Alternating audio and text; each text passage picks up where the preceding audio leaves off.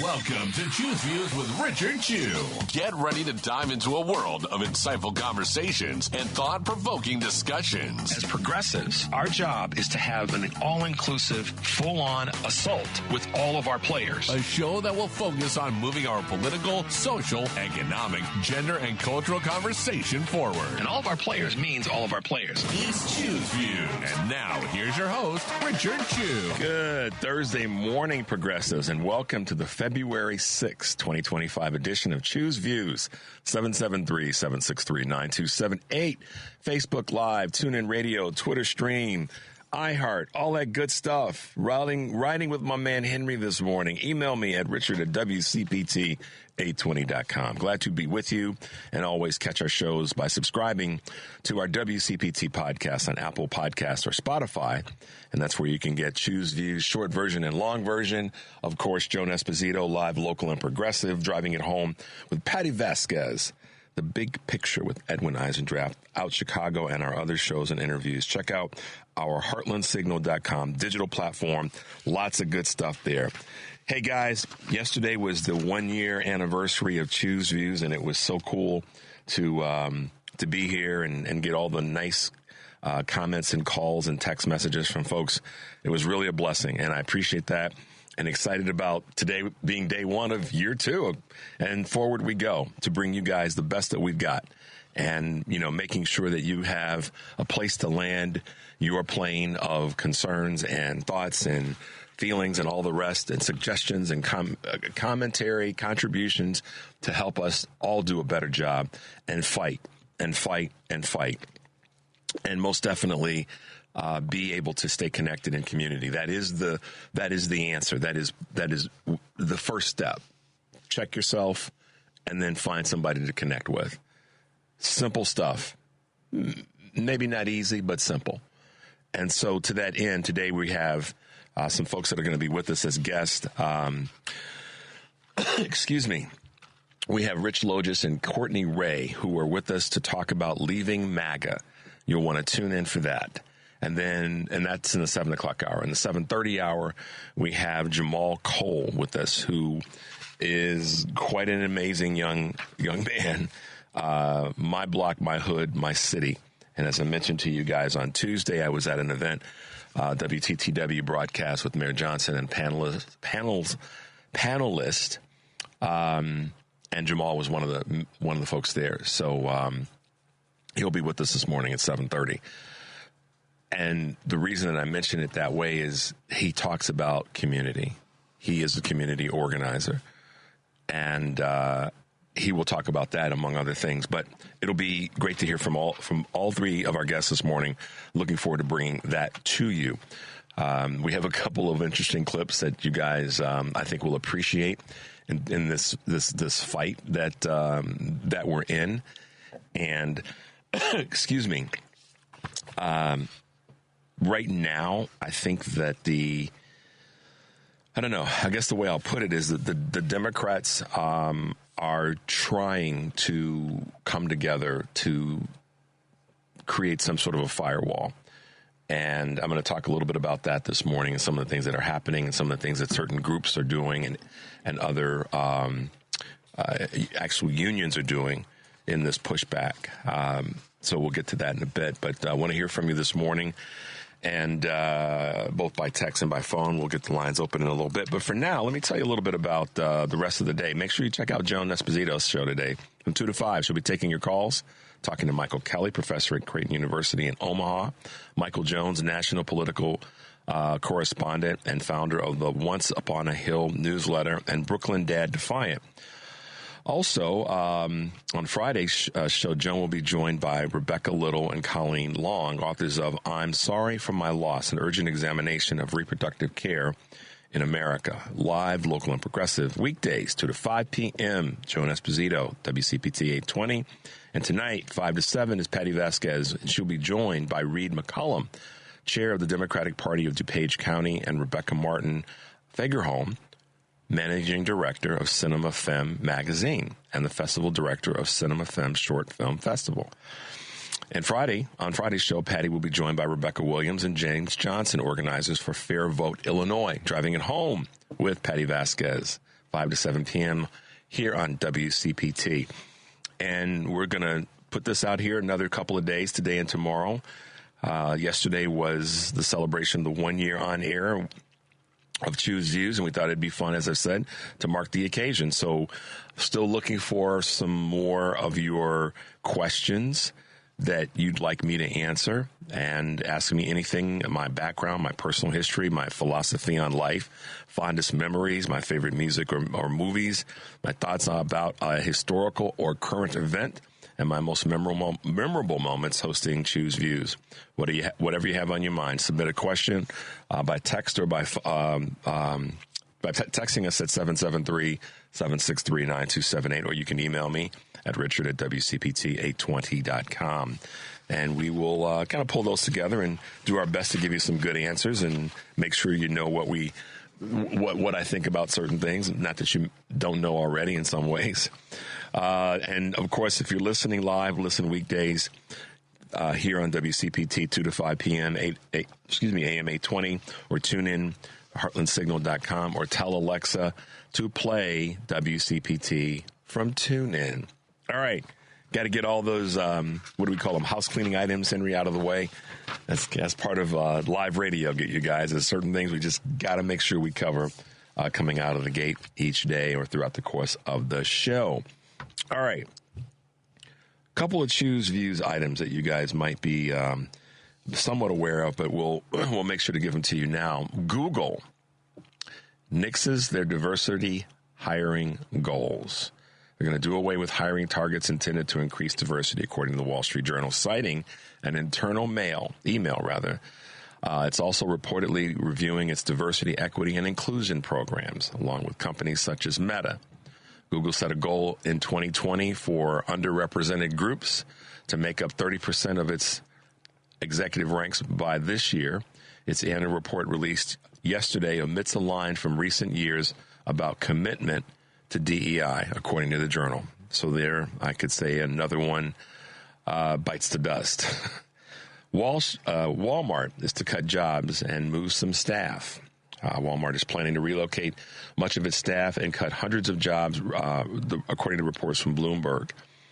The nation's biggest retailer has asked employees from smaller offices to move to Bentonville, Arkansas, or Sunnyvale, California. Okay, Henry, you pick one. Bentonville, Arkansas, Sunnyvale, California.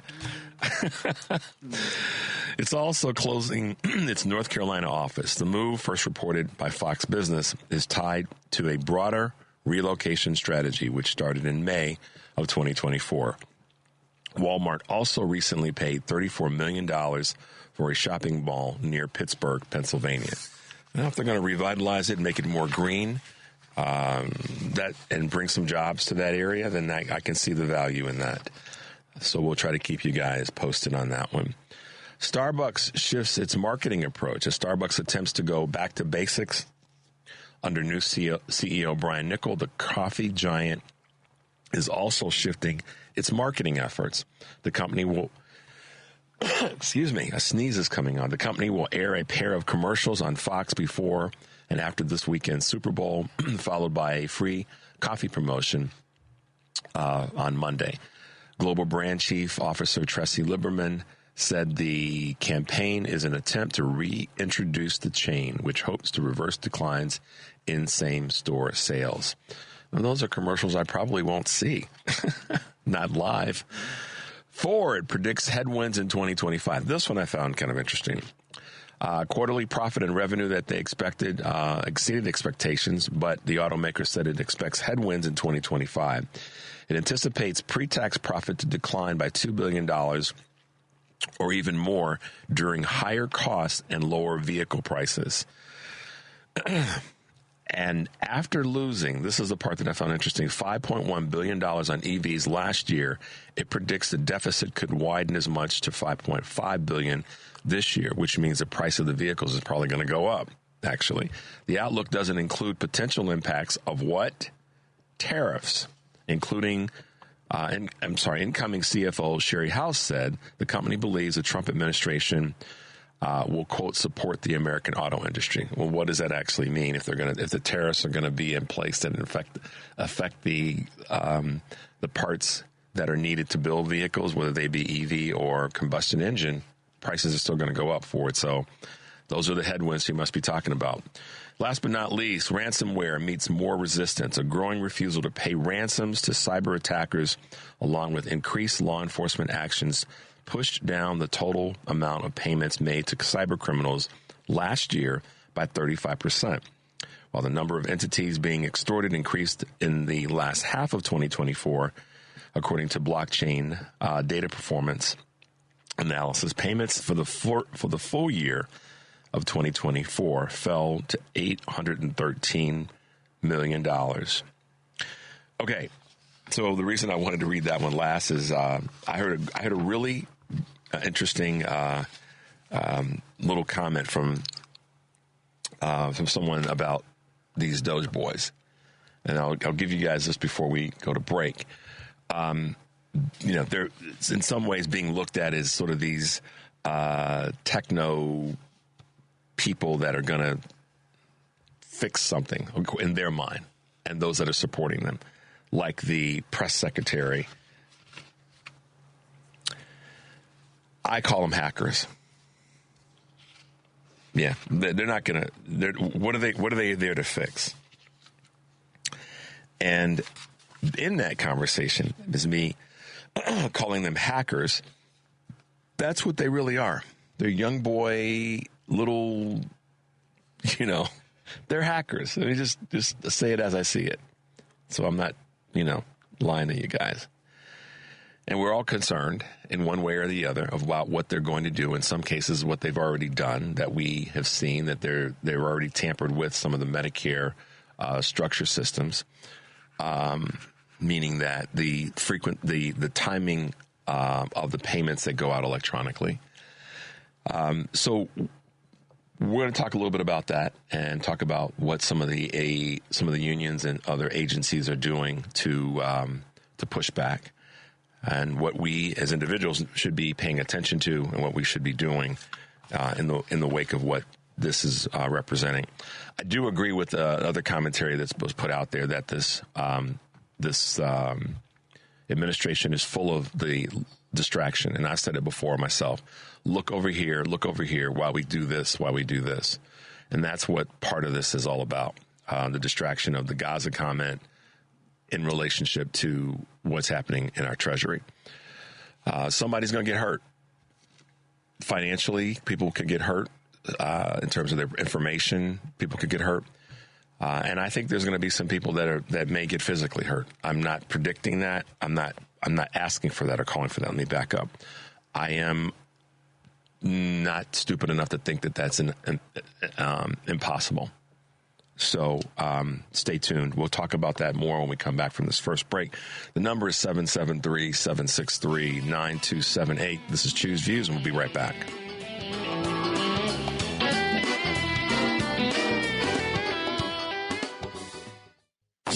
It's Choose Views with Richard Chu on WCPT 820, where facts matter. Hey guys, welcome back to Choose Views, 773-763-9278. So I received a text, and this is interesting that I got this text. I've gotten this from a text, and I've got an email asking a question that ties into what I'm saying about what the Democratic Party has got to do right now, the Democratic leadership. Who is the head of the Democratic Party right now? Who is the leading voice? I mean, somebody's got to step up and unapologetically take the mic and take the messaging right now. We also have to make sure that our media messaging is changing immediately. It has to be ready on the ground every day. I've been saying this for weeks now, that the Democratic leadership has to be in front of a microphone every single day about what they're working on, why they're working on it, what their pushback is, and who is it going to impact. They have to every single day. And I love the fact that Hakeem Jeffries is doing what he can do, but he's got to come a little bit harder, a little bit stronger, in my opinion. I think, but I don't want to just put this in his lap. All the Democratic elected officials on a national level, even on the state and local level, have got to come harder, because let's be honest, guys. We're going to talk to Mayor Johnson tomorrow, Mayor Brandon Johnson, Chicago mayor, tomorrow. And I'm going to ask him about that and give him the opportunity to talk about, who's going to be that leading voice. And I know that part of the answer is all of us. And I've said this myself because it's what I believe. We all have to be those voices right now. When someone says something to you that's garbage, you got to call them out in the moment. We don't have the luxury of sitting back anymore. I say this, I've been saying it for a year. We don't. And I think too many people thought that we did. And we lost some space. We lost some territory, if you will, political territory. So the question of who is the head of the Democratic Party, I don't know that answer. I know that Ken Martin is, and we have a clip that we're going to play, who is the head of he's a newly selected head of the DNC, but I don't necessarily see him as the head of the Democratic Party and the leading voice of the Democratic Party. While it's being figured out, there can be maybe a few voices that are working in conjunction to have a singular message. And I think the singular message right now has to be, frankly, these are words that the Democrats should use. And I wrote this down. Stop Donald Trump. Keep it simple. None of the lofty language and all the things that sometimes Dems get caught up in. The language should be stop Donald Trump. Keep it simple, Dems, across the board. Whether you're a shout out to our good friend Natalie Ziemba up in McHenry, whether you're a person that sits on the city council, local person like her, or you are in Washington, and everybody in between. It's that simple. Stop Donald Trump. If the Dems can adopt a very simple message in front of the mic, it would be great to see Hakeem Jeffries and 5, 6, 8 members of the House that are Dem members of the House step in front of the mic and say our sole purpose right now is to stop Donald Trump, to make Donald Trump to make Donald Trump's desire to be a dictator go away. To push him to the brink where he is not. Listen, Dems, let me tell you why that's effective. Mitch McConnell said that their sole purpose was to make Barack Obama a one-term president, and they got away with it. They didn't get away with it happening because President Obama was successful in being reelected. But they said the words, Henry. The Dems need to say the same doggone thing. Our sole purpose is to stop Donald Trump from wrecking our country. Period. Somebody, listen, I'll probably get in a little bit of trouble. Not really, but you'll understand why I'm saying this in the next moment. Put me in that role. I will say it. I will take the lead. Seriously. I will take the lead on that. Our sole purpose as progressive liberal Democrats right now is to galvanize and stop Donald Trump by any means necessary. And Malcolm X is probably positively rolling over in his grave for me saying it that way. That's our sole purpose by any means necessary within the law. For those who say, oh, wait, what did you just say? By any means necessary inside the law, we have to stop Donald Trump and stop kidding around and pussyfooting around about it. No. There's nothing else. There's nothing else to do, y'all. There's other things to do. You know what I mean? I don't literally mean that. But that's got to be the words that come out of the mouths of Democratic leaders across the board.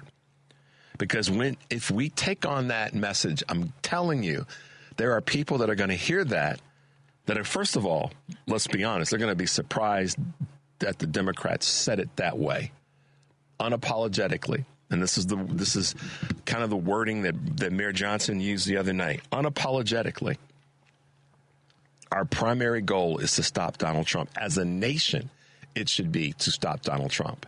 It shouldn't be just the folks on the left or in the center. It should be the right as well. But we can't depend on them. Some of the ones who have, we got a clip that we're going to play. Do we have that one about the Trump? We don't want to play right now. Let's do the Martin one first. But we know that there's some people that voted for Trump that we know that what's the largest Google search right now is what is it? Not how do I, or can I change my vote? Something like that. Or how do I change my vote? One of the largest Google searches right now. But the point I'm making is there are people on the right, but we can't count on them. We couldn't count on them in the election, so let's not count on them on trying to stop Trump. We do know there are people who say, I can't believe this is happening. So if we peel some of those off, great. Our victory is in keeping our caucus together, keeping our group together, keeping our community together. They're trying to splinter us off. I'm telling you that. I see it. I'm watching it. Do not let it happen. Connect arms. Edmund Pettus Bridge, y'all. If you need a visual, think of that. And be prepared for the fight. Now, take that along with a singular message. And I wrote it down. Stop Donald Trump from wrecking our country. Right now, that's a message that everybody who believes in that, and it should be all the people that voted for Vice President Harris. Every one of those people should be buying into that. So we got a big group right there. Don't we, Henry? We got 75, 76 million folks right there. Irrespective of the Electoral College garbage, just the raw numbers. Stop Donald Trump from wrecking our country, from destroying our country. There's so many ways to build off of that. The key headline, stop Donald Trump. Our sole purpose is to stop Donald Trump, and then you can fill in the bullet points behind it.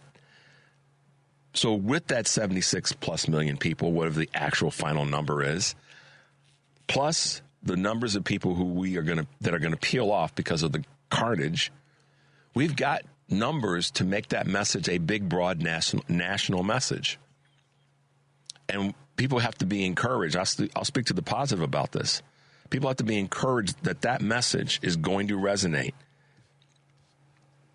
I believe it is. I believe it would be and will be if the leadership decides to make that the clarion call. So this is what I want to put out to Dems. From this point forward, when you're at a mic, our sole purpose is to stop Donald Trump from wrecking and destroying our country. And if they don't want to, I said it 2 weeks ago, or the week that so it's been 2 weeks. We're in 2 weeks when the whole thing with freezing assets and not assets, but freezing benefits hit the street. I said immediately, it's time to impeach him. That's causing harm to citizens. To what end? And see, the problem with Donald Trump, guys, there's many problems, but this is the one that is it tells you that why he wasn't really a good businessman, why he had money thrown at him from his daddy and from many other sources over the years, why he really wasn't a good businessman, because we all heard the people that we've all said our versions of how do you wreck a casino? How do you bankrupt a casino? Okay, we've all seen and heard that. But here's how I look at it as Donald Trump sucks as a businessman and is even worse as a politician, is because his sort of scatterbrain way of doing things. For example, the putting out a message that you're going to implement tariffs on our partners creates chaos, and then when it gets pushed back, he retreats. So that's a waste of time and energy. It's a waste of good political capital, frankly. I know that people say, well, he's all about chaos because he wants to see the craziness. That could be true. He might be a great chaos agent. That doesn't mean he's a good business person or a good politician. And just because he got elected, again, doesn't mean he's a good politician. It means we have a dumb A electorate. That's what it means, y'all. Let's be honest. A lot of folks don't like being called dumb, and I'm not calling a single person dumb. I'm saying we have a dumb A electorate, and we do. Hillary Clinton was right on just about darn near everything. So Donald Trump's way of being and acting is scatterbrained. It's all over the place, and it's always wasting stuff and then trying to patchwork it back together. You tell your allies, your neighbors, you're going to drop tariffs on them, and then when they push back, then you back up because he's a punk. And they go, well, he goes, well, we're not going to do it right now. We're going to wait 30 days. So what the hell during the 30 days? Now people got to sit there wondering, okay, now what's going to happen next? That is a a recipe for constant disaster, which is why he lost so much doggone money. And he owes everybody so much money because scatterbrain. This whole thing with, so we talk about that. We lay that onto the tariffs. We can lay that same way of being, Donald Trump way of being on messing with benefits. And the list goes on. Gaza. It's a crazy idea. First, inhumane, but a crazy idea. We know that, as many people are saying, it's distraction from the other stuff. But that's not being a good business person. That's not being a good politician. You accumulate political capital, and then you use it to benefit those who got you elected or the entire electorate that you say you serve, particularly in the United States of America. So he sucks as a politician as well as a business person. He's just gotten a bunch of silver spoons thrown at him, and he's used those. But that doesn't mean he's a good business person. So, yeah, how do you wreck a casino? How do you bankrupt a casino? You suck as a business person. And we could put those words in and do another little laundry list about Donald Trump as a father, as a husband, as a U.S. citizen, and just keep going, because he does. He just sucks. So our message, and if the Democratic leadership can't find their way to it and want to be the singular voice of the Democratic Party, I'll gladly take on that role. Absolutely, without hesitation. Doesn't mean I'm running for office, for those who read between the lines. But I'll move to the front of the line respectfully, because that's the message we need to hear. Stop. Our primary goal, our number one goal, our singular goal, all we are trying to do is stop Donald Trump on every level. Got to come out of the mouths of somebody and come out repeatedly, daily. We're here today to stop Donald Trump from wrecking our country. Plant that seed and let it germinate. All right, guys, we're going to take a quick break. Number is 773-763-9278. This is Choose Views, and we'll be right back.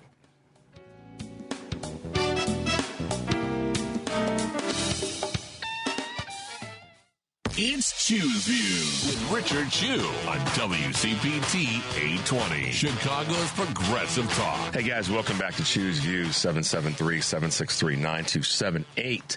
So here's I got this text that I think is worthy of reading to you guys. Let me put these glasses on. Check this out. The Democrats should recite the sections of the Constitution, the Bill of Rights, and the functions of each government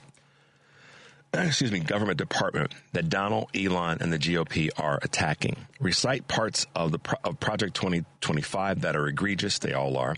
Recite the treasonous actions of Elon. Recite all of their actions that violate the privacy of the American people. I agree with you 1,000%. Not sure who sent that, but I think that's Cassandra. Yeah. Hey, Cassandra in Oak Park. Thank you for that. Yes, agreed. That's start there. Stand at the podium in front of the mic and read. Here's what they're doing to our society. Listen, it's well past time for the Democratic leadership, up and down the levels of leadership. Take the damn gloves off, y'all. I mean, please hear this. If you know somebody that is an elected official in any capacity, let them know that it's okay to take the gloves off. We got your back. If you take the gloves off as an elected official at any level and people come at you with, hey, why are you not being so nice? Tell them it's no longer that time. Folks need to know that maybe we as an electorate need to let our elected officials know it's okay to come to the party with a sledgehammer, because sometimes you need it. You know, you may have to walk in the door. I've said this before, Henry. You know the sound of an aluminum bat if you drag it on pavement, it makes a little bit of noise, right? The sound of a sledgehammer, the head of a sledgehammer, if you drag it on the cement or the pavement, it makes a noise. Now, I'm not literally saying, and I've said this before, to bring a sledgehammer to the fight. I am saying bring that attitude to the fight. And the Republican Party across the board, whether it be on a local level, Republican Party and Republicans as voters need to know we are done playing with them. And bringing a sledgehammer or an aluminum bat, because they both make noise when dragged on pavement, lets them know we're not here for the niceties. We want to have a nice time. We want to be respectful. But if y'all start acting up or bringing garbage, you got to deal with that attitude. And I say that to our locally elected officials, and I say that all the way up the chain. Now, as voters, I think what we have to be willing to do, it's two pieces. We have to be willing to bring those tools to the fight. And what I try to do as best I can every show is inform you, give you information, keep you fired up about it's okay to be that way. You don't have to be that way 24/7, but you have to be prepared for it. And then I think, can be the energy. We can be those logs on the fire for our elected officials to know it's okay to come to the party with a sledgehammer or an aluminum bat. It's okay. We, as your voters, we got you. Bring some hell to the party. John Lewis would say it differently. Make good trouble. Well, bring some hell to the party. And for us to take the position that we're not going to fight or we're going to let things kind of play out is completely irresponsible and reckless. You have I'm going to touch on probably the third rail here a little bit, so give me a little bit of room to say it this way. You have a child or a member of your family that's got an illness, they're not feeling quite right, but you don't want to, upset anybody, and you don't attend to that. That's kind of, irresponsible, in my opinion. But again, it starts with us. We have to have some self-review about what we're willing to do, and then take that energy and put it out there to people who are willing to be part of that fight. Okay? Listen, no ego here, but I absolutely feel like, our Democratic leaders have got to take that on. They've got to be willing to take that on, and they have to be willing at all cost. They have to be willing to take the fight on. They have to be willing by any means necessary within the law for this fight. They just do. So I hope folks hear that. And you as listeners, you as progressive liberal Democrats, and all the rest, frankly, if you really do care about our country, then don't just whine about it. Let's take action. And the action we can take, the first thing we can do is to make sure that we're reaching out to our leaders and say, look, y'all have to come ready to the fight. And in that, know that we've got your back. Okay, I just want you guys to please be with me on that one. We have a couple clips that I want you guys to hear this morning before we go to this next break. We talked about leadership. We talked about where voices are coming from and who's got to say what. And I haven't really played any clips yet from the fact that we have the newly elected and selected head of the DNC. But we do have one that I'd like you guys to hear from Ken Martin. You saw that earlier today with what the senators and congressional members were doing and resisting what we saw with the USAID. It's important right now when the stakes are as high as they are that we are fighting back and we're resisting the excesses and extremes of this Trump administration. It's really critical that folks throughout this country see that we're willing to fight for them in this moment.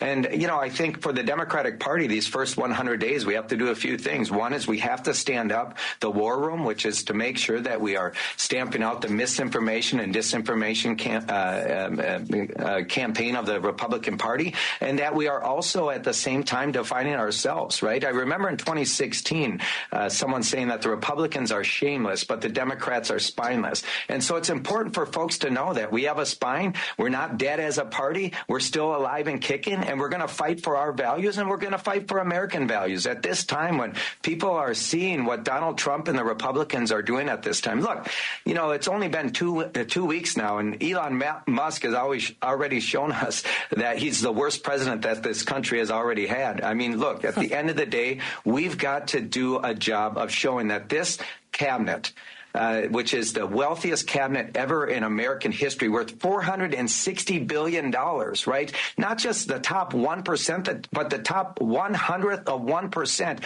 now has control of the federal government. And if you think that they give a damn about working people in this country, that they're actually going to make a difference in people's lives, help people who are struggling right now to afford their lives. Look, we saw 2 weeks ago the 4 richest men in the world surrounded by this billionaire cabinet who now control the government. It's just a shame what they're going to do to this country, and they're going to profit off the backs of hardworking men and women in this country. We see what they're doing to damage this world and, of course, this country right now, and it's up to us to stand up and fight back. There it is.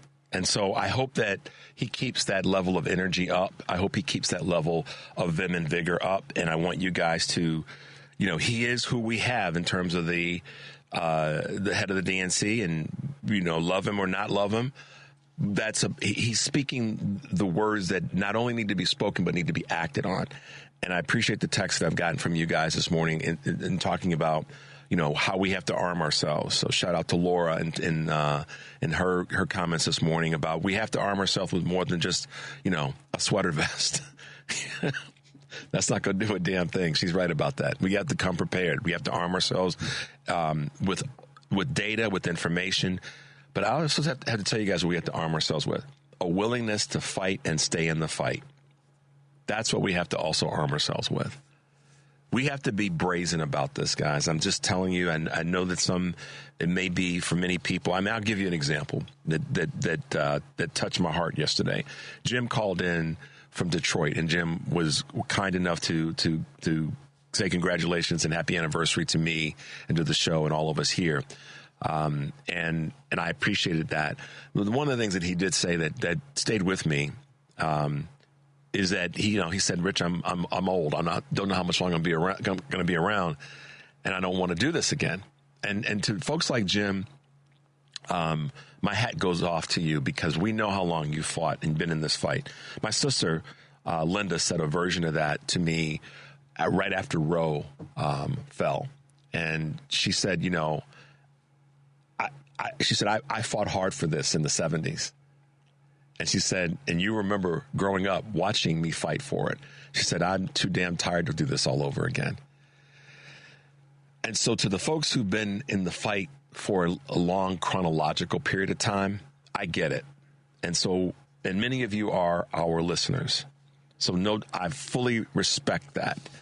I'm younger at heart than I am chronologically, and I don't consider myself old even chronologically. But I understand that there's many people that are like, Richard, I'm tired of this. And I know there's a lot of folks that are in the African-American community, particularly women, that are tired. They're like, nah, I'm sitting this one out. I get it. And I respect that. But there's many, many, many other people who should not be tired. You should be energized. You should be willing to make the phone calls. You should be willing to send the emails. You should be willing to continue to do the work.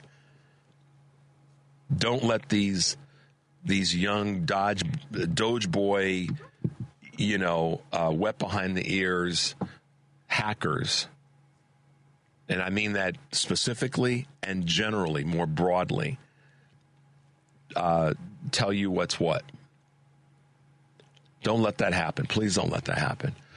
Let's grab a quick call from Mike before we go to this break. Hey, Mike, good morning and welcome to Choose Views.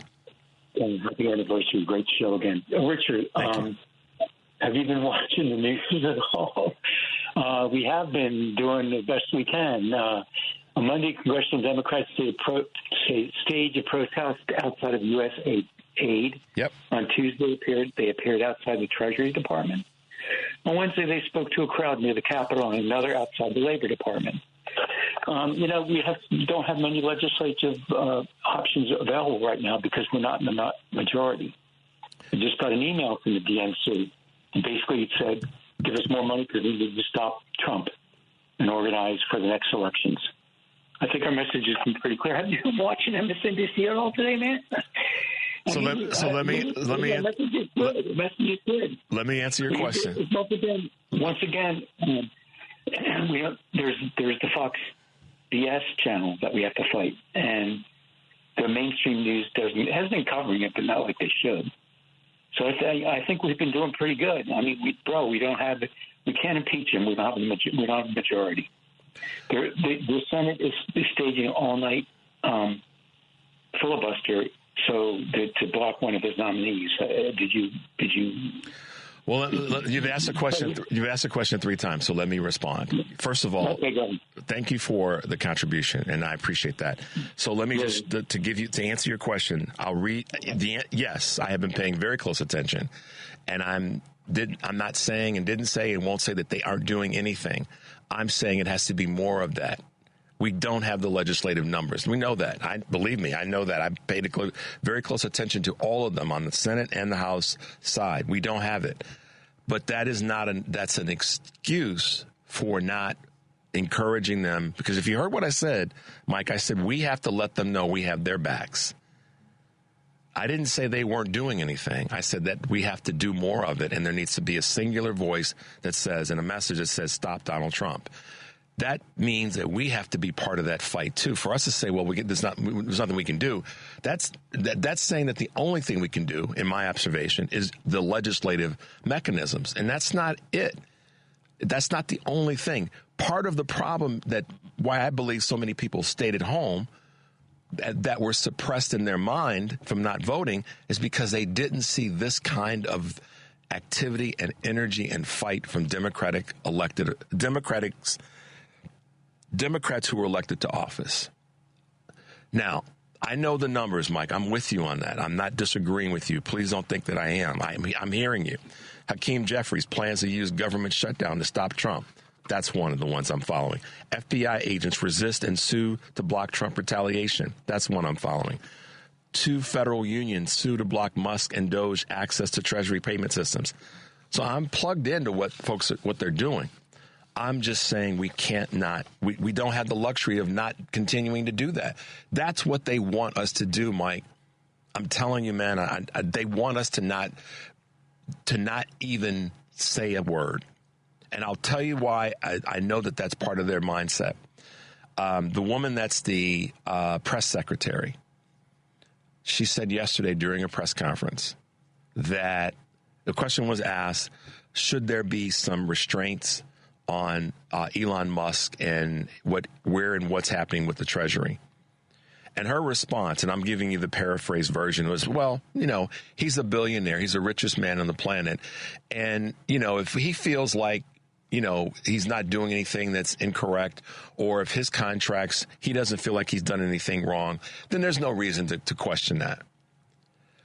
To me, the reverse of that is don't question the doggone thing that we do. That's what they want us to do, is to not question and to not fight. And all I'm saying, Mike, is we have to be willing to have that fight. And the Dems are doing things now. We just have to let them know, keep doing it. We've got your back.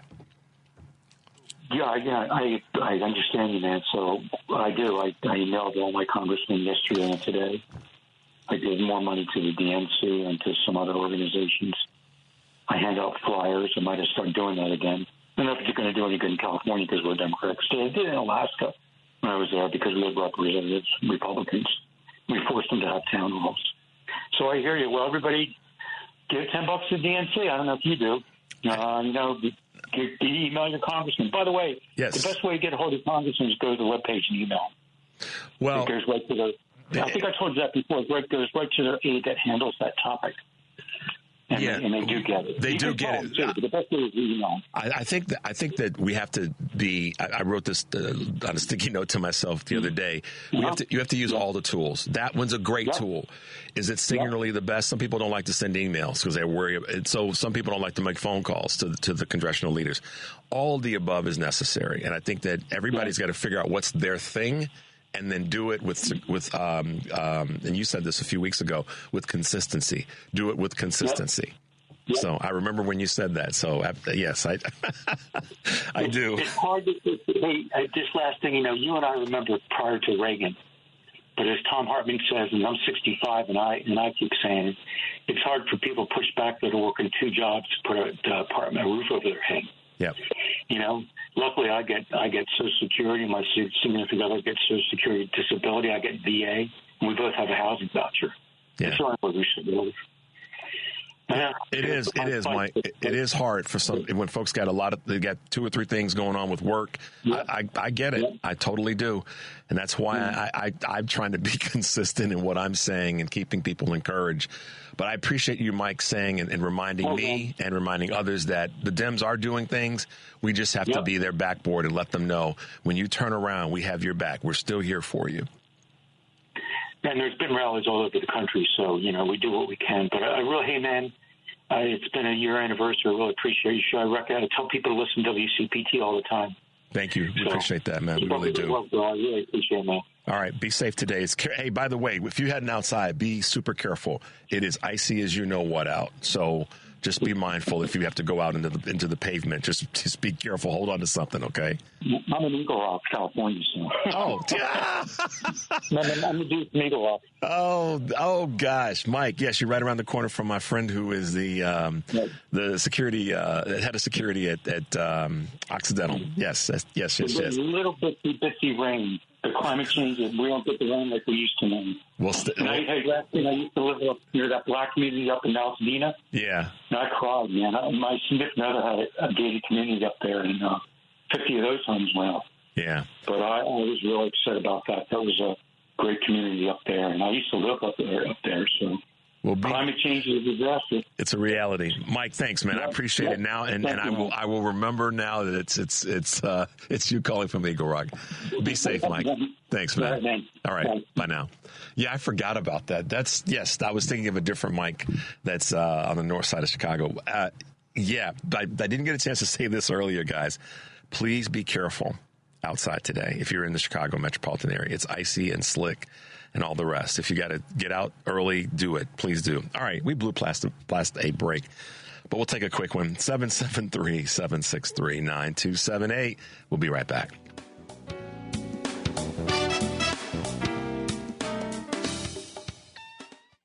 Welcome back to Choose Views with Richard Chu on WCPT 820, Chicago's Progressive Talk. Hey, guys. Welcome back to Choose Views, 773-763-9278. Some great texts this morning. I'm going to read through a couple of them, Henry.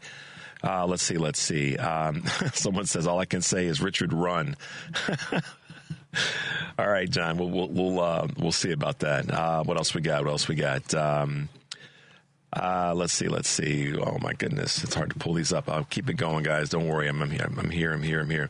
Oh, this is one. Who was the congressman from Texas that called for, that was, Green, Al Green, Representative Al Green, I believe it was in Texas, that said, it called for impeachment. And I agree. This was sent to me and said, I want to send him a few bucks, and everyone in the sound of your voice should send him something, even if it's just, $1. Once other members of Congress see money coming in, they'll follow suit. Phone calls and emails are great, but cash is king. Okay. Let's see. Our good friend Kristen up in Minnesota. The 50501 protest was yesterday. I participated in the rally at the Minnesota State Capitol with my DEI sign. Check this one out, Henry. Deport Elon immediately. Go, Kristen. That's what I'm talking about. Good work there. So, yeah, guys, thanks for the text, and you are spot on. It's Representative Al Green. Is it Al Green? Do I have that right? Golly, let me get that right. I'm sorry about this, guys, but Representative Green from Texas. He is the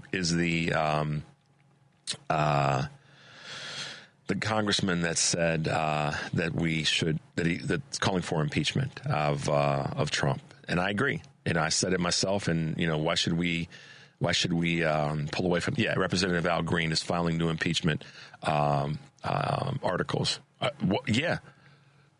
It's not about it being successful in the sense that he gets impeached. It's about sending a message. I mean, fair statement, Henry. It's not. We can't get caught up. Well, it's not going to work. It's not going to succeed. No, let people know you're fighting. And I appreciate what Mike said, and I appreciate him reminding me of the folks that are out there fighting. We have to be behind them, though. We have to be their back, their support. If we're not, then I think that's when they lose a little bit of their energy to keep doing the work. I mean, that's just a part of who we are as human beings. So we have to fight along with them and encourage them to keep fighting. Let's go with our man, Leo, from South Carolina. Hey, Leo, good morning. Welcome to Choose Views.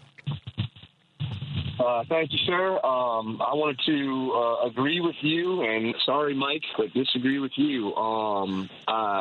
No, I think we need to support the ones that are fighting the right way, support the ones that have the right amount of hysteria, and tell the others, join the fight, because this is fascism, this is the end of democracy, and nobody's going to take it seriously if our elected officials aren't acting like it. Specifically, I come from the great state of Nancy Mace, and I am so sick and tired of hearing... I know it. I know it. I'm sorry, Leo, but I have got to interject this real quickly because we're coming up. Wow. What a display of non-decorum that she exhibited yesterday, right? But so it's the decorum thing that I'm after. Stop asking trash to act better than trash. I know. Okay? Stop calling her a gentle lady. Stop calling her my friend. Stop acting for decorum. I know. Chapman Crockett and call them exactly what they are. Yep. I mean, it's a waste of It's a waste of time. It's a waste of energy to refer to them as such when we know already that that's not who they are. And if they are that, they're not. Yeah, sorry, man. I didn't mean to cut you off, but when you said Nancy Mace. Stop saying my friend across the aisle. If you're calling people tranny, you ain't my friend. Yep. You're not my friend. I don't want to be your friend. I don't want to call you my friend. I don't want to be associated with you. Yeah. And I want AOC and Jasmine Crockett energy coming from everybody who has to address these people. And I don't want people saying, hey, can we ask her to tamp it down? No. Like, if you want to play in the mud, let's get in the mud. Yeah. Yeah. That's what Democrats need to be doing. That's right. We got to come sledgehammer to the party. It has to be that way. And it does. I don't mean this literal sledgehammer, but bringing that energy. That the sound of an aluminum bat dragging on pavement. They need to know. Whatever went into the party, all you got to do is match it. That's it. That's it. That's right. That's right. Hey, man, listen, we got to go to break. But, Leo, thank you for calling, your contribution, and most definitely your service down there in South Carolina, okay? Thank you, sir. All right, be well. Stay safe today. And when I say stay safe to Leo, I literally mean it. He's in law enforcement, former paramedic, so always send Leo some love and thoughts for the work that he does. All right, guys, we're going to take a quick break. We've got guests in the second hour, 773-763-9278. We'll be right back.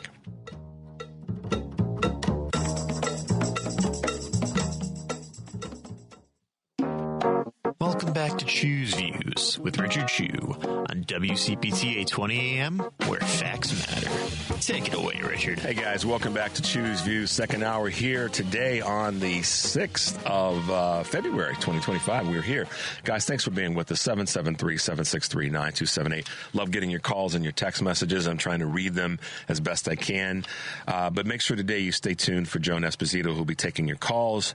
I'm talking to Michael Kelly, professor of law at Creighton University. Michael Jones, national correspondent, politics correspondent, and founder of the Once Upon a Hill newsletter, Brooklyn Dad Defiant. And, of course, you can catch Joan live today, 2 to 5 p.m. here on WCPT. And tonight, 5 to 7 is Patty Vasquez driving you home. Make sure you are plugged in and catching all of the good stuff there. And make your way over to Heartland Signal, our digital platform. A couple of good articles that you want to check out. Oklahoma Republican introduces a bill. Listen to this, y'all. Allowing state to pay employees with Bitcoin. Lord have mercy. An opinion piece that you guys want to check out as well, which was, opinion piece written by Jennifer Schulze. Shout it from the rooftops. This is a coup. It's a great piece. I can't read it all on air, but I want to send you guys over to check that piece out that Jennifer posted. Kudos, Jennifer. And then the numbers of Heartland Signal on X, audio and video that we have there that you guys should check out. Numbers of them from Crazy Nancy Mace to Raj Krishnamurthy, on and on. Just make your way over. It's some really good stuff to check out. Good clips. And far too many for us to read and play this morning. So make your way over there. All right, guys. Happy to be with you. The second hour of Choose Views this morning. How do I want to start this? I thought about this last night. We all go through life and we do things, and every now and again we have some regrets. And I think a person that's somewhat introspective, a person that's humble enough to acknowledge that they need to change directions or change behavior, is someone that's growing and looking for a better way. And with us this morning here on the show, we have two folks that had spent a part of their lives being part of the Trump followers and part of MAGA.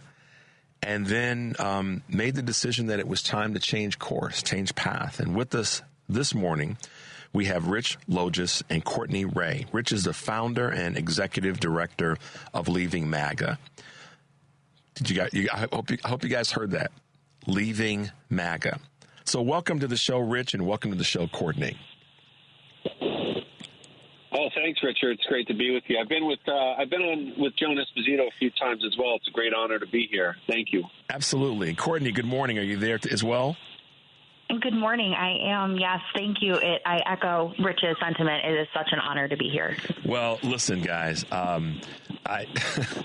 if you've listened to any of our programming, but if you particularly listen to my show, I'm a hard-boiled guy in some cases, but I'm also a very understanding. We all fall down, but we get back up again. From the words of the gospel singer Donnie McClurkin.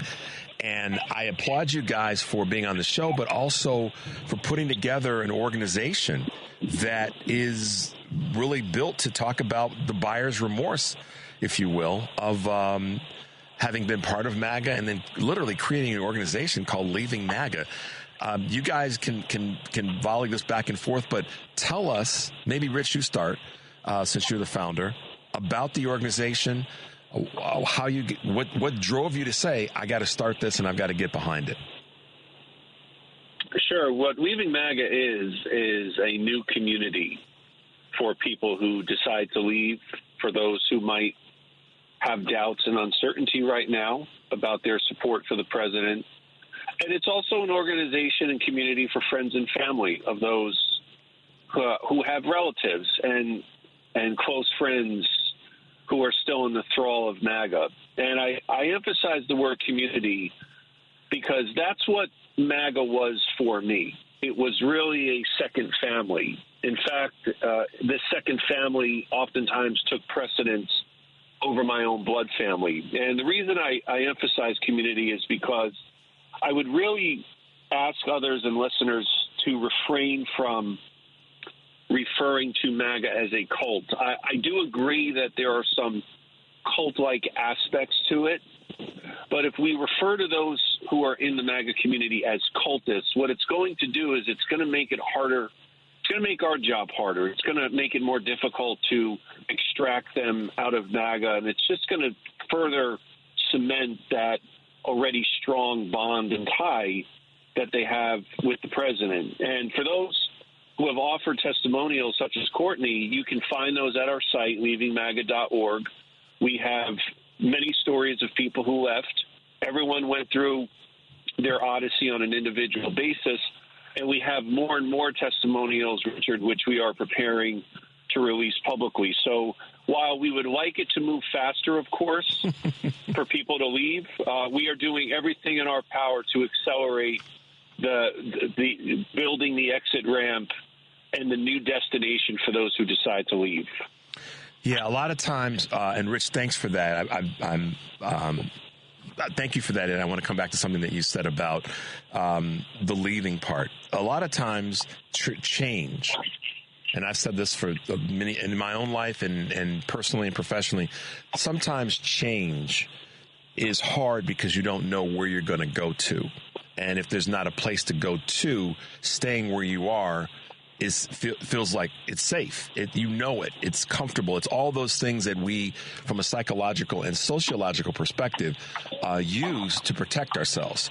So leaving something without knowing where you're going to go can be scary as hell. So that's why I think what you guys have done in terms of creating a new space for people to go to, almost like a bridge from where they are with MAGA to whatever the next is. You guys kind of operate like a bridge. Would that be fair to say, Courtney? And tell us a little bit about your experience. Sure. So I can't speak to Rich's experience as the founder of this organization. I'm just somebody that was able to give testimony because I was in MAGA, right? And it has been it's been such an experience. For example, one of the young ladies that also is part of Leaving MAGA and has done testimonials, she and I live 20 minutes away from each other. We had no idea. We've now been able to connect in real life. We're working on that. And so building that community, to his point, is so important, because I find that, at least it was for me, a lot of being a Trump supporter was about validation. I was very young. I was a woman. Being a Trump supporter and being a woman is sort of an oxymoron, because you're literally going against your own best interests. But when you're doing that, to be validated by people surrounding you in a community, that doesn't matter, especially when you've grown up and maybe you don't have a lot of self-esteem, or you tie your self-worth on other people and what you're worth to them, which was kind of where I came from. And my journey out of that was not anything about politics. I did not cognitively say I want to leave being a Trump supporter. It was just being in therapy and just growing and realizing that my identity isn't tied to who I vote for, who I'm friends with even. It's my ability to change and grow and be open to new perspectives, especially those that might conflict with what I already believe to be true. And Leaving MAGA, that organization, is a safe space to land for many of us. So, Courtney, and thank you for that. You said that self-esteem issues were some part of the mixture of things that were going on with you. Talk a little bit about that, if you can. Yeah, sure. So for me, being the best at everything, getting good grades growing up, being chosen, being wanted, being validated by other people, especially men, was always something that was very important to me. My self-worth was directly tied on what I could do and what I could provide to other people, and then how they interacted with me. So when I was in MAGA, it was a lot of, I had voted for McCain in my very first election, so I had identified being a Republican, and that was, even though I didn't know much about politics at all, and that was during a time when I was in college where my peers were very excited to vote for Obama. That was so this collective effervescence of hopefulness, and I was on the outside of that, and it made me feel special. And I continued to dig my heels into the sea. I'm so different. I'm so much smarter than these libs that, that whole narrative. And I really dug my heels in. And then as I aged and started the dating pool, that really was met positively from men. I hate to say it like that, being like, oh, wow, you're such a cool girl. You're so much smarter than everybody else. You know so much about the world. You're a Republican. And that really became part of my identity. And that was where my self-esteem came from. Okay. So that positive feedback that you got from the group, from the people, allowed you to kind of continue going down that path. And I think anybody could be susceptible to that, because, it makes you feel good. And it gives you a sense that, okay, I'm in the right spot because everybody around me is telling me that I'm okay. And then was that 100%. Was that part of what was going on? Yeah, especially when you compare yourself to the liberals that are so, they're bleeding heart. They don't know. When you're young, you have a big heart, so you're a liberal. But when you're older, you have a big brain, so you're a Republican. That's the things I was being told. And I ate that up.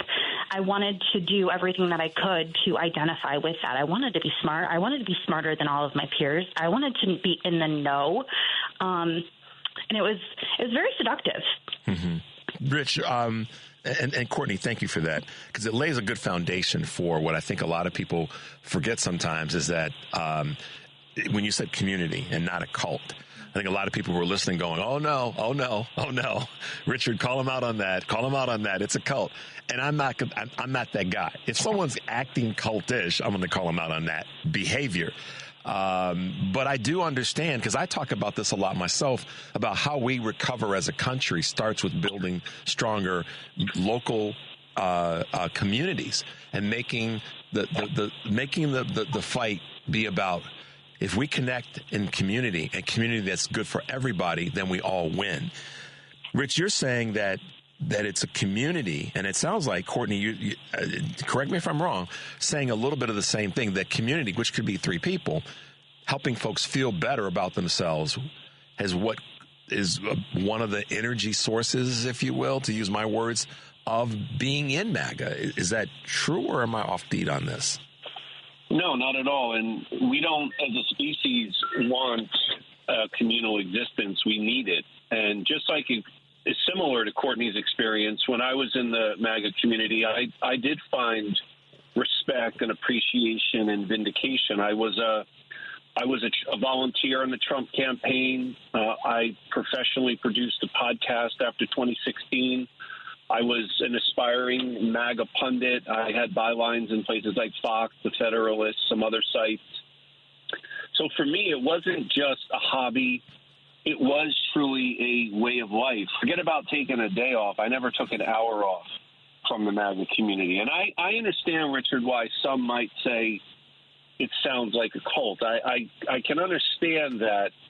And yes, there were some cult-like aspects about it for me, but it's important to recognize that because all of us need that communal existence, MAGA is a political community. It's not something that really has been seen in the modern era.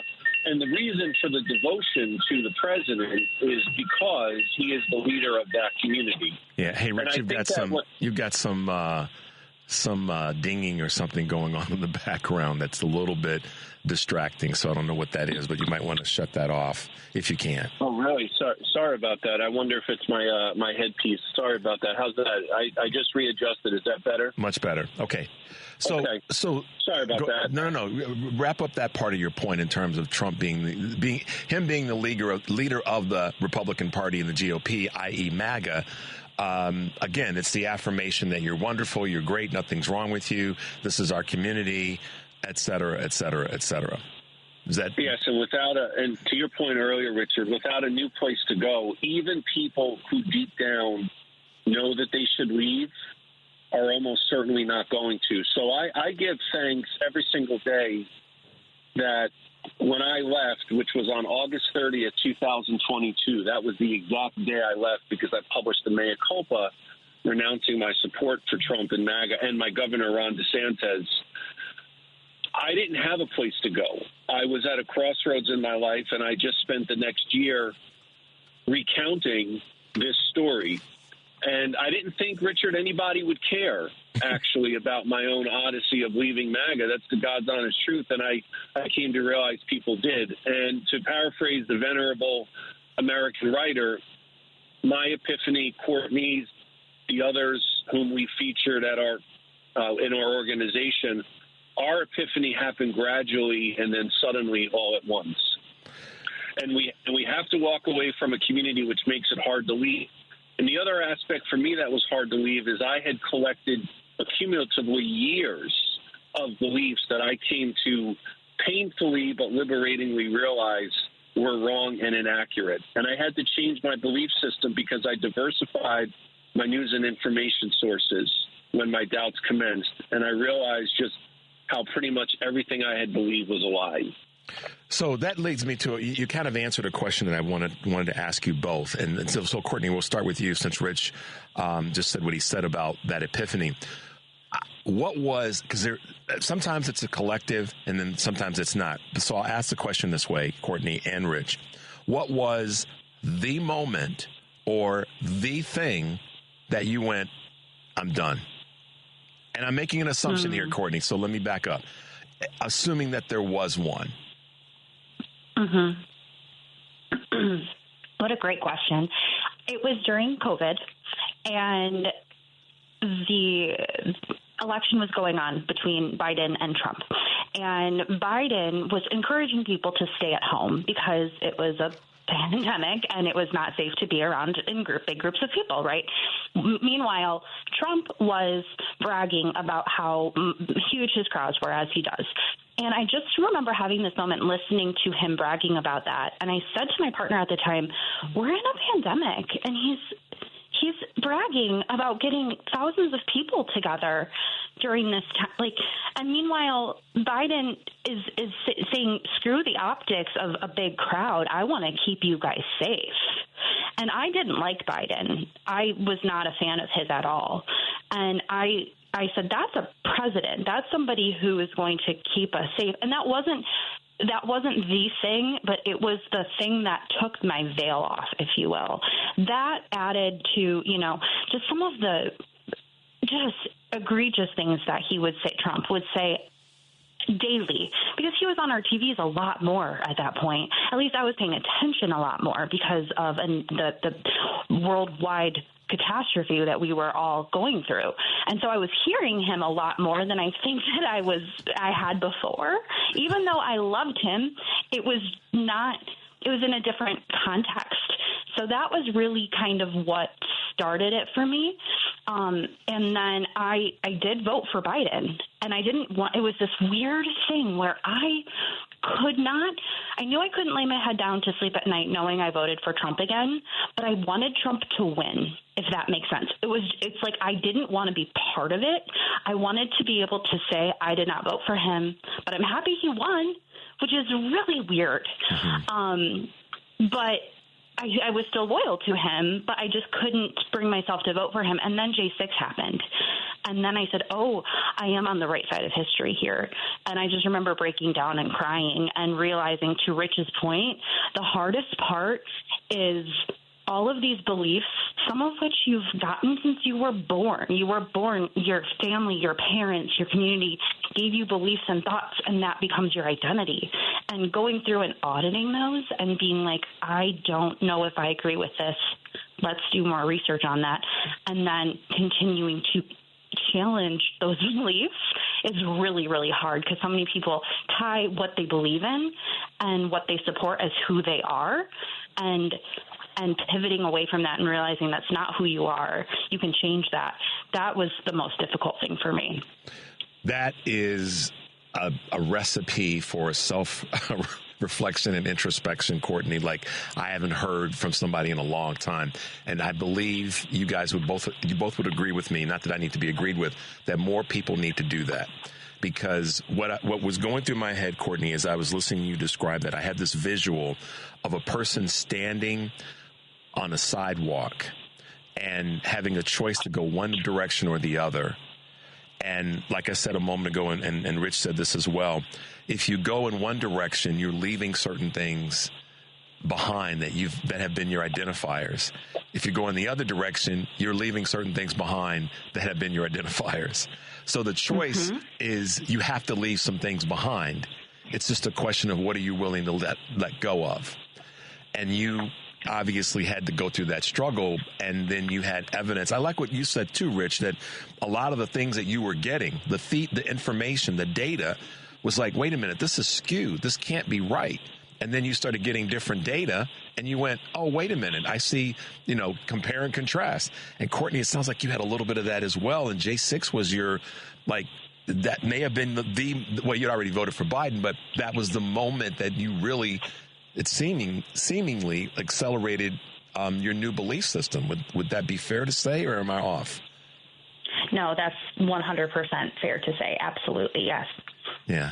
Rich, take us home, man. I mean, I'm going to have you guys back. And can I say this way, for those who are listening, we need to have this kind of, what's the word I want to use? We need to have this kind of exposure and commentary from people who've been through something that others haven't been through. You guys have been through something that other people haven't, and you've said, change of direction, got to do something different, and then be a bridge to help people go in that direction. So I would definitely want to have you guys back on the show again to talk more about this, because your organization, Leaving MAGA, is a tool.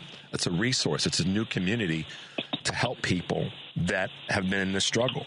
And Rich, if you can wrap us up by answering this question, it's a big one. Why are people still there? Hard to walk away from something that's your identity, your being, your personhood, your way of life. And the fact, Richard, is I'm not saying this because it's our idea, but I am unaware of another way to empower people to leave other than them seeing those who were once fellow MAGA compatriots who said that enough was enough and it was time to leave. It took me a lot of reasons to leave. It was COVID mismanagement, the election lies, January 6th. It was Ron DeSantis platforming anti-vaxxers. But my final straw was May 24th, 2022. It was the Uvalde school shooting. And I'm a firearm owner. I carry a firearm actually daily where allowed by law. And that was the final straw for me. I quietly left, but something was gnawing at me because I was always very unapologetically public in my support for Trump. And I decided I needed to be public in my renunciation of MAGA and Trump and Ron DeSantis. And one last point, if I may make, and it's related to the Cole comment, complements it. There are a lot of MAGA Americans, Richard, who are going to realize that Trump is not fixing anything for them. And even though it belies our sense of urgency, I would implore everyone, please be patient and resist the temptation to say, I told you so. Because when they start to have their own uncertainty, we want them to know about the exit ramp, the new destination in the community of Leaving MAGA, where they will be welcome. And there's only one non-negotiable mandate. Someone must take responsibility for any past actions and rhetoric that may have hurt anyone. We have no ideological purity test. Courtney, anyone else with us does not have to vote a certain way or register a certain way, but accountability for prior decisions and statements that may have harmed others must take responsibility for that. So I'm happy to come on at any time. People can find us at leavingmaga.org. We've got our media. We've got a little bit more of our story.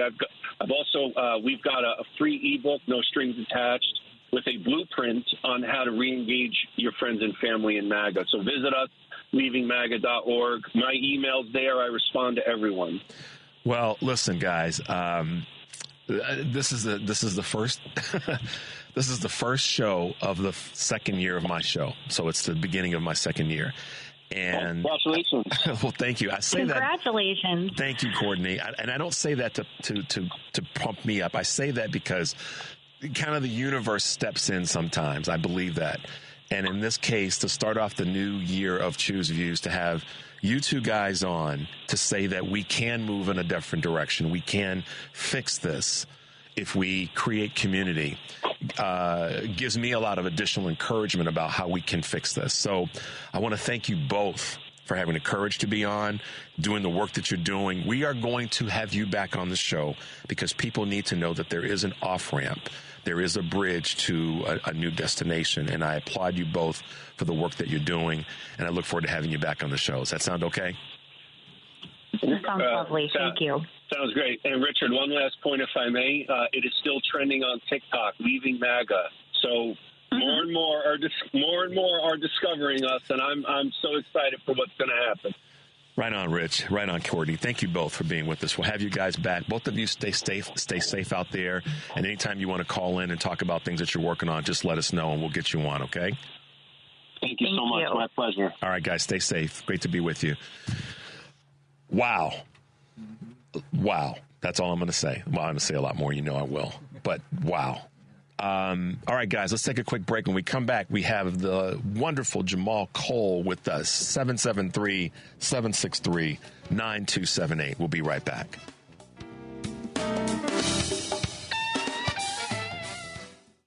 You're listening to Choose Views with Richard Chu on WCPT 820, Chicago's Progressive Talk. Hey guys, welcome back to Choose Views. We have been, what a morning. All I can say is wow. I look forward to talking with them again and providing that as an asset and a resource and a tool for people that we need to bring to a different community. And speaking of community, boy, I tell you, our next guest, founder and CEO of My Block, My Hood, My City, Chicago Reader Activist of the Year, Chicago Magazine Chicagoan of the Year, Chicago Defender Men of Excellence honoree, American Red Cross Community Impact Hero Award recipient, and the subject of the featured documentary, A Tiny Ripple of Hope. I'm speaking of none other than Jamal Cole. Good morning, Jamal, and welcome to Choose Views. Hey, thanks for having me. How you doing today, man? I'm doing great. Great to see you Monday night at the WTTW event. I've been speaking about it all week because I will start off by saying this, and just as a huge applause and high five to you, Jamal Cole and the rest of the panel, including Mayor Johnson, really spoke to something that actually I just spoke with our previous guest on, and that's the importance of community. And I think one of the most important questions that was presented to you guys Monday was, what is it that we can do to help you in your efforts? And I'd like you to tell us a little bit about your response to that question, if you recall that question. And just lean into what you said on Monday with regard to that question. Yeah, my response was kind of a question to the questioner. What's something simple you can do that'll make a positive impact in your block? What's 15 words? What's something simple you can do that'll make a positive impact in your block? Ask not what Mayor Johnson can do for you, but what can you do for Chicago? That gives you a little power. Instead of blaming things on big city government or the mayor's messed up, the alderman's messed up, the senator, what can you do? I've seen people put sunflower gardens in the block and change the whole feel of the block. I've seen people say hello to people at the stop sign every morning, and people look forward to the crossing guard saying hello to them. I've seen people, put positive messages on the bulletproof glass windows at the gas station, and that just changes you're just looking at people that are wanted, and then you see a positive message. It helps. So, you don't always have to know who's on the mayor's cabinet or the president's cabinet, but you can start in your block. And if you start with that little ripple, if everybody creates a ripple in their block, we can create a wave of change, a wave of positive change in Chicago. And so that was my answer. So. And that message is a global message, Jamal. And I know you know this, but I'm going to say it for you. That message of that ripple, the pebble in a pond, as I like to call it, is a global message. And to that end, let's now back up a little bit, only because I wanted to make sure you got that out, because it was so profound when you said that on Monday night. But I want to back up a little bit and take us through your journey in terms of, how it started. What was the motivation that got you to say, now's the time for me to do this? Yeah, man. I came up with nothing, like a lot of people. Heated the house with the oven, lived in motels, and ate at Catholic charities. So much so that I used to be embarrassed in high school to eat from the volunteers, because the volunteers were my high school classmates with the clear gloves. But my father would say, "Hold your head up high when you get that food, man. Don't be afraid don't be ashamed to do that." So, I never knew that I would grow up to be to run a volunteer-based organization, because I didn't know what a volunteer was. I just knew that people that I saw in community were so helpful to me. And I saw my father mentoring kids at the playgrounds, on the basketball courts, and just he met people where they are and where they were, and he didn't judge them either. He didn't label them a gang member, because he saw the skills that they had and the value they offered. And so I started volunteering at Cook County Jail when I was 23 years old. And it was at Cook County Jail where I realized a lot of people that are in jail for years and years had never been downtown. They had never waited for a taxi. They had never, been on an elevator.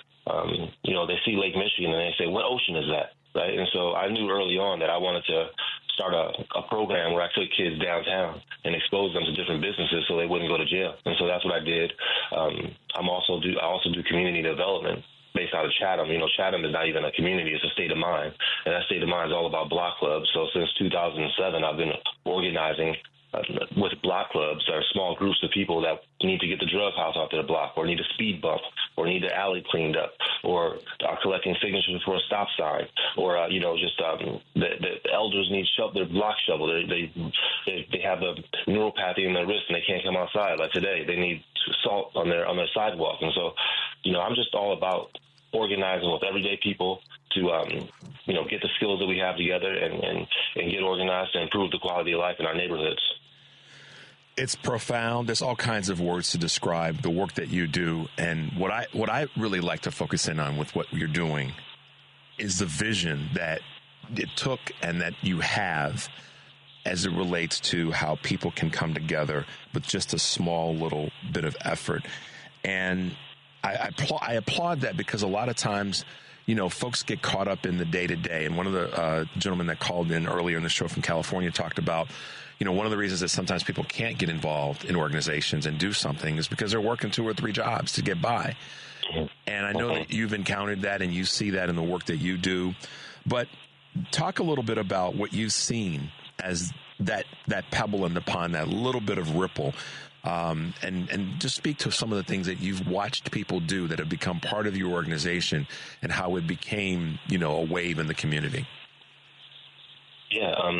So people do work 2 or 3 jobs and they're busy, and that's why we try to be an on-ramp to community engagement for companies that want to be socially involved. And I know there's a big DEI splash coming, but we're going to keep going, man. I feel like we're not deterred, we're not turning back. But I feel like what I'm trying to say, man, is basically like, you don't have to try to do something like invent history. I don't try to make the news.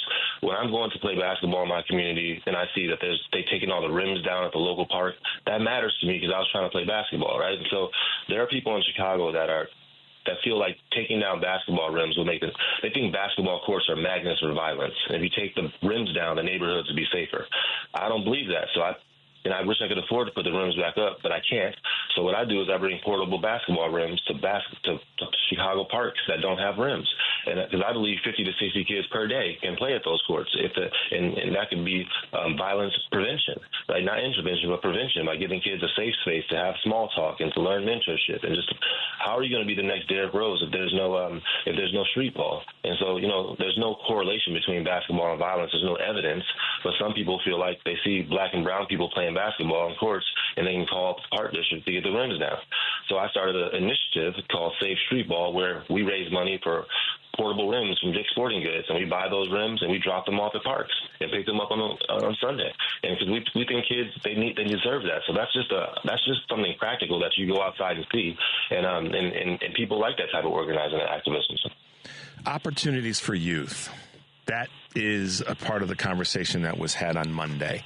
Opportunities for people in general in any community in Chicago or the state or the country.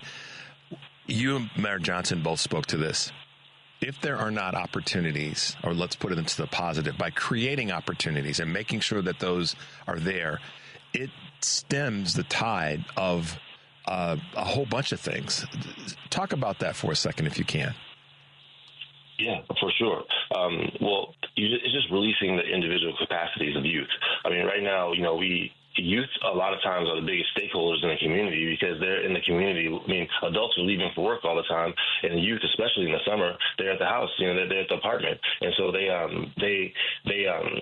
and a lot of times they complain about not having a lot of stuff to do on the weekends, and they can't really afford to go on summer vacations.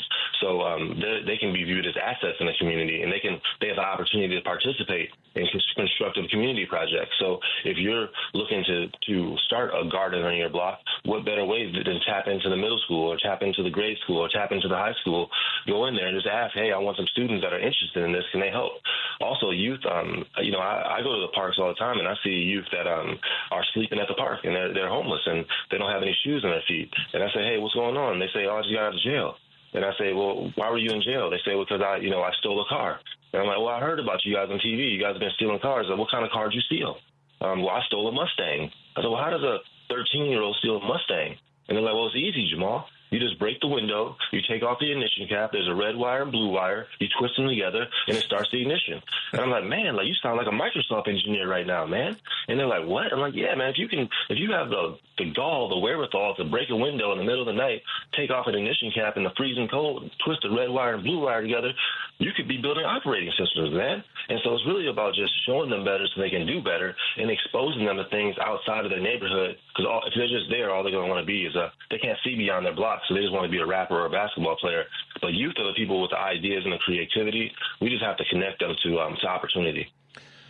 There are people who are listening to this show that listen to what you just said that probably stood up and applauded the nexus between that young person's brain and where they could go. And that, Jamal, is something that you have to be, I'm going to tell you right now, you have to be so proud of, and you need to be acknowledged for understanding how close that brain power is to greatness, and to identify it that way and to help a young person understand that that's how close they are. Because I knew I had to keep my mouth shut. I kind of knew where you were headed, but I wanted you to say that because it's so visually impactful. And it's kind of what Malcolm X said in part about those young men, and it's a damn shame that we're having this conversation almost 50 years later, that could be our next rocket scientist. And you remember the quote that I'm talking about. Of course. And so kudos to you for identifying it in today's world. And I have to ask you this other question. This is always the thing that when someone like you is doing the work that you're doing, the pushback. You know, what pushback do you get from whomever, from whatever sources, or from whatever entities? You know, I would say the biggest pushback is just doubt and fear. I mean, because I stand guard at the door of my thoughts, and I watch what I take in, I watch what I eat, I watch what I read, I watch what news I take in. And so the biggest, if you smile, you make the devil mad. You know, I think that if you start a nonprofit in Chicago, you make them pissed off. And so I think that, you know, I've been shot 2 times in the last 2 years by just being outside doing community work, and been shot twice. And so I feel like I have PTSD now, but I can afford a therapist. A lot of students have been to 15 funerals by the time they're in 9th grade, and they can't afford therapists, but I can. But I would say the biggest, the biggest distractor can be awards. You know, getting awards and thinking that you're, that you know it all, thinking that you're an expert. Compliments can be a big, they can be a distraction as well.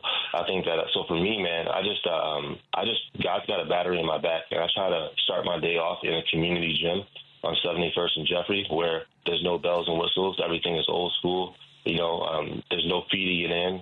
You know, you might be doing push-ups, and there might be somebody drinking a Heineken next to you. You know, so somebody might try to sell you a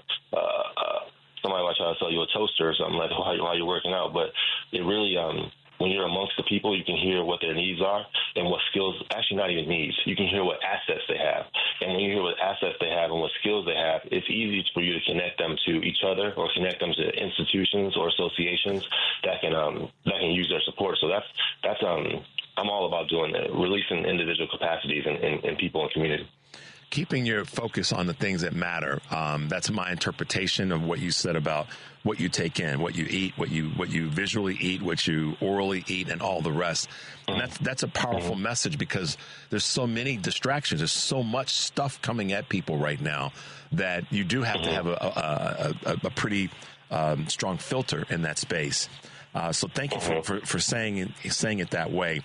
But Jamal, tell as we wrap up today, because we're going to have you back. This is not the first. This is the first, but it's not the only time, because I knew about you. I started following you because of a good friend of mine that you may recognize. Her name is Natalie Ziemba. And Natalie's up north. She's now a Woodstock city councilwoman and doing great work up there. And so, yeah, it's just an amazing person, and is one of your for lack of better words, cheerleaders. Love it. But I got to say this to you as we wrap up, or ask you this question as we wrap up, and planning to have you back again. Talk about some upcoming events. I know you've got some things happening in the next 60 to 90 days. Tell us about that. Yeah, so we have our 3rd annual hoodie ball, which is our annual fundraiser. It's like a sneaker ball where you wear your favorite sneakers, but it's a hoodie ball where you wear your favorite hoodie. It can be your favorite sports team, your favorite nonprofit, your favorite quote, your favorite color, whatever.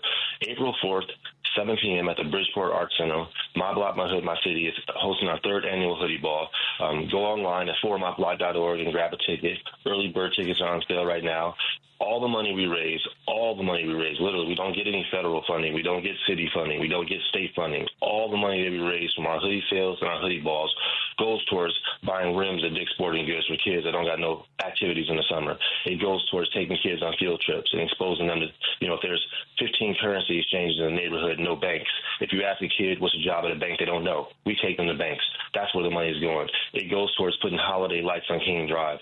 Every year we decorate 500 homes for free. It goes towards giving youth summer jobs. So please support our hoodie ball. It's April 4th at 7 p.m. at the Bridgeport Arts Center. And I'm online, formyblog.org, or everywhere on Instagram, Facebook, social media, My Block, My Hood, My City. Grab a ticket, support a good cause, and it's a social impact organization that's focused on assets instead of deficits in Chicago. So.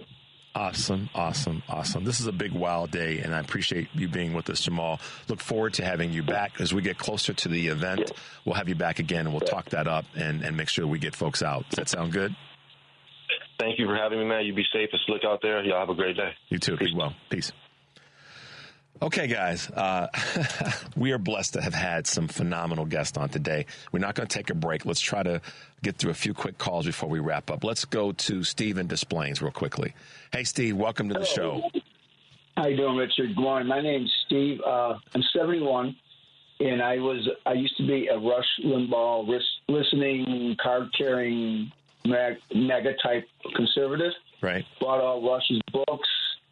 I had his radio on the job site. I'm a tradesman, and that's all through my 20s, 30s, into my 40s, and it's only the last 5-7 years. I was up in the VA. I'm a vet, and I had some issues. I had to go up to the hospital up there, and a veteran once said, "How come you're a vet?" And he listed all the accomplishments of liberal democratic thought: 40-hour work week, labor laws, child labor laws. He went on and on and on, and that's what woke me up, quite frankly. It's like, oh my gosh, what have I been supporting? And that's when I did my turnaround. And yes, and that's I guess such self-education is what did it. And I look back and I kind of smile. I was like, well, I was young and dumb then, and now, and I'm still dumb, but not so young, but educated. And I'll tell you what, I've been inspired by the election. I've been thinking about going back to school for a number of years. I went for 2 years after I got out of the Marine Corps in the early 70s, and I went 2 years and I lost interest. And I'm back. In fact, in an hour here, I've got to go to Northeastern. I have a poli-science class at 10:50, and I want to finish my 4-year degree and maybe do a substitute teacher in my dotage here in my 70s. And yeah. You're never too old, man. They're never too old. See, I mean, listen, the fact that you have done at this point in your life the thing that a lot of people are too stubborn to do, and that's to have some introspection and say, wait a minute, maybe I have been on the wrong path, and have a courage to ask yourself, maybe there is something a little bit different. It takes courage to do that, and particularly as we get chronologically older. That's a fact. Yeah. And so kudos to you, Steve. We're trying to squeeze a few more people in before we wrap up today. But thank you for being with us. All right, let's quickly go to Earl in Hyde Park. Good morning, Earl. Welcome to the show. Hey, buddy. Nice show this morning. I appreciate your guests and your their particular journeys, and I applaud them, and I hope that we can continue to reach people. But my view on life is a little bit different. My view on life is like the African plains, like where you have gazelles and you have lions. And by that I mean we will always be able to reach certain people. There have always been people who had epiphanies.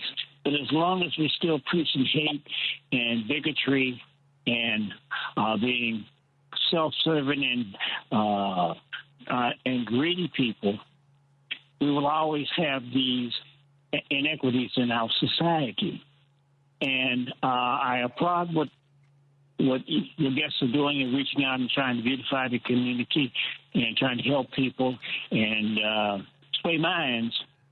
But on the other end of that coin is people are still preaching hate, still preaching disinformation.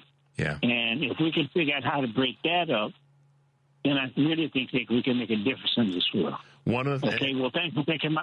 Thanks for taking my call. Thanks, Earl. Stay safe and appreciate your contribution. I think that to Earl's point, there are still people out there. Don't get me wrong. I'm grateful that we had Courtney and Rich on to talk about their journey.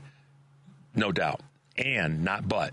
There are folks that are still out there that they will attest to even better than we can that are still in that community. We're not going to call it a cult today. They're still in that community, and they need to be brought out. And rather than but, the bridge is sometimes necessary for some folks. Henry and I were talking about this during the break, that some folks are just too damn scared to leave, and they stay stuck. So sometimes it takes a little bit more encouragement and a little bit more push and maybe a yell to get their attention. So, all right, let's go to Jim real quickly here before we wrap up today. Jim, good morning. Welcome to the show. You got a little bit of time left. What's going on? Yahoo and Stump, two criminally insane people, are going to divide up Palestine and make it to Riviera. But what's interesting is if they were prosecuted to the letter of the law, either of them, they'd be in El Serbian jail. They'd be in El Salvador in the deepest Calcutta prison. But apparently they can skirt the law, Stumper and Yahoo, and do it gleefully. Yeah. It's amazing. It's absolutely amazing. They're going to determine the future of Palestinian children from here on out? I don't think so. There's going to be pushback, Jim, on this, and I know that it sounds. I'm not saying this to sound hopeful, but there will be pushback on this, and there will be other leaders that step forward in this space, because it's not Trump's determination as to what happens. This is the thing that people have to understand. It's not Trump's determination singularly of what's going to happen to the folks in Gaza and in Palestine. We have to understand that. It's not, and it's a horrible situation. It has been prior to the attack, but Trump is not singularly going to determine what happens in that area of the world. I don't believe it. I won't accept it. But I agree with you in the sense that they need to have their butts dragged into a prison way, way, way, way far away. Absolutely, I agree with you there, Jim. Yeah, and remember, 60% of Palestinian fighters are orphans from the 2014 war. Right. 60. I mean, that's how deep this goes. So if Adelson and the Zionists, that his Stump reads off that script that he had, was written by God knows who, and two criminals agreeing upon it is just absolutely repugnant. Anyway, have a good morning. Thank you, Richard. Thanks, Jim. Thanks for the call. All right, guys. Wow, what a morning. Thank you for the text. I haven't been able to get to all of them as quickly because I wanted to pay attention to our guests that we had. So I will try to reply to those after we go off the air this morning. Stay tuned for the Stephanie Miller Show. Stay tuned for Tom Hartman, the professor of everything progressive, Joan Esposito, live, local, and progressive, and, of course, Patty Vasquez, my bookend that's driving you home. Henry, man, what a morning. Some great guests, really, really, powerful voices in the spaces that they're in, and quite a way to kick off year 2 of Choose Views. But, guys, stay safe today. It's slick out there. Do not take that lightly. Take a deep breath, though. Make your life count. We'll see you tomorrow.